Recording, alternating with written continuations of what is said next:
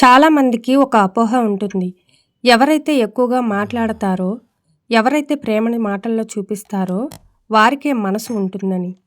కానీ ఏమీ మాట్లాడకుండా మన కళ్ళల్లోని బాధను చూసి మన మౌనానికి అర్థం వెతికే ఒక మనిషి మన పక్కన ఉంటే ఆ జీవితం ఎలా ఉంటుందో ఈ చిన్న కథలో చూద్దాం.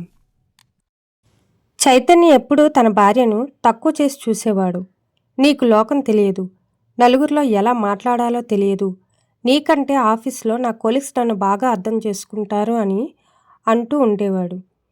ఆ మాటలకి అంజలి బాధపడుతూ ఉండేది. ఒకరోజు చైతన్యకి ఒక పెద్ద సమస్య వచ్చి పడుతుంది. డబ్బు అవసరం పడుతుంది. నమ్ముకున్న స్నేహితులు ఫోన్ ఎత్తడం మానేస్తారు. ఆ రాత్రి చైతన్య అన్నం తినకుండా కూర్చుంటే అంజలి ఏమీ అడగదు. కానీ మరుసటి రోజు ఉదయానికి చైతన్య సమస్య తీరిపోతుంది. అది ఎలాగో తెలుసా? విషయం తెలుసుకున్న అంజలి తన నగలు, తన పొదుపు మొత్తాన్ని తీసి భర్తకు తెలియకుండా సహాయం చేస్తుంది.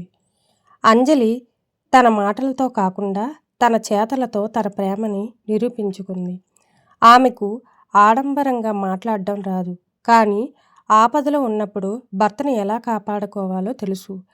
ఆ రోజే చైతన్యకు అర్థమైంది, మాటలు తక్కువ ఉన్న మనుషులు మనసు చాలా లోతైనది అని. అసలైన స్నేహితుడు నా భార్య అని తెలుసుకున్నాడు. అప్పటి నుంచి చైతన్య తన భార్యకి అన్ని విషయాలు చెప్పేవాడు.